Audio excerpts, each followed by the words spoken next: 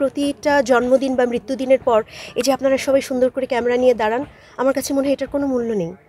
কারণ এই আজকের যে আমি কথাগুলো বললাম, আজকের সন্ধ্যায় বা আজকের রাতের মধ্যে সমস্ত টিভি চ্যানেলে যাবে, ছোট ছোট করে রিলস হবে, খুব মানুষ আলোচনা করবে, কেউ কেউ খুব সমালোচনা করবেন, তারপর কাল ভুলে যাবেন। সেটা আমার ব্যর্থতা বা আমাদের এই সময়ের ব্যর্থতা। আপনাদের সবার মাধ্যমে হুমায়ূন আহমেদের যারা পাঠক ভক্ত পাঠক ভক্ত দর্শক যারা আছেন তাদের কাছে আসলে জোড়হাত জোড়ে ক্ষমা চাইছি। অনেক কিছু করবার স্বপ্ন হুমায়ূন আহমেদের লেখার উপরে ভিত্তি করে হয়তোবা অনেক কিছু করার বা অনেক কিছু স্বপ্নের কথা বাস্তবায়নের কথা বলা হয়েছে। আমি অতি ক্ষুদ্র একজন মানুষ এবং আমি একা মানুষ, তো মানে একা মানুষ বলতে মিন করছি আসলে প্রতিষ্ঠান তো না, আমিও একজন মানুষ। আমার ঘাড়ে আসলে অনেক কিছুর দায়িত্ব আছে, আমার সন্তানদের দায়িত্ব আছে, আমার বাবা মার দায়িত্ব আছে, প্রতিষ্ঠানের দায়িত্ব আছে। তো আমি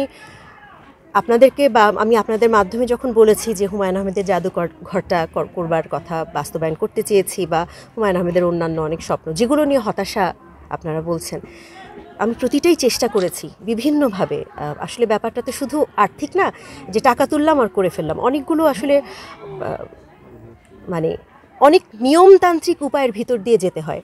আমি ব্যর্থ হয়েছি, আমি খুবই হতাশার সাথে বলছি, আমি ব্যর্থ হয়েছি। আমি প্রতিবারই কোনো না যেই সময় যেই সরকার ছিলেন বা যেই সময় যারা ছিলেন নীতি নির্ধারক যারা ছিলেন, আমি নানানভাবে তাদের কাছে আর্থিক সহায়তা আসলে চাই না, নীতি নির্ধারণ করার বা এই জিনিসটাকে গুছিয়ে করবার জন্য একটা যে মেন্টাল সাপোর্ট বা একটা কমিটি গঠন করা, বা দেশের যারা বড় বড় বুদ্ধিজীবী আছেন, চিন্তাবিদ আছেন, তাদের কাছেও আসলে আমি তারা যদি পাশে থাকতেন আমার জন্য হয়তো বা করাটা সম্ভব এতদিনে হয়ে যেত।